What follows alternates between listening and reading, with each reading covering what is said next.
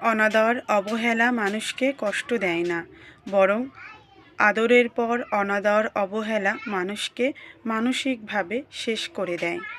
মানুষ যা সরাসরি মুখে বলতে পারে না, সেটাই তার আচরণ দিয়ে বোঝায়। ব্যাপারটা খুবই সহজ। যে মানুষটা আপনার জন্য একসময় সব করতে পারত, সেই মানুষটাই আপনাকে এড়িয়ে যায়। মানুষ এড়িয়ে গেলে দুঃখ পায় না, মানুষ দুঃখ পায় গুরুত্ব দিয়ে হুট করে এড়িয়ে যাওয়া শুরু করলে। যে মানুষটা ছাড়া থাকতে কষ্ট হয়, সেই মানুষটা সব কিছু বুঝেও না বোঝার ভান করে দিব্যি এড়িয়ে যায়। যে বোঝে না তাকে বোঝানো যায়, আর যে সব বুঝেও না বোঝার ভান করে তাকে বোঝানোর সাধ্য কার? অবহেলা মানে এই নয় আপনাকে কেউ ভালোবাসে না, গুরুত্ব দেয় না।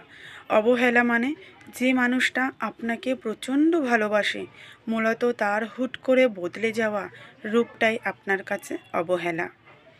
পৃথিবীতে কোনো মানুষই সবার ভালোবাসাই কামনা করে না। মানুষ তার ভালোবাসাই কামনা করে যাকে সে ভালোবাসে।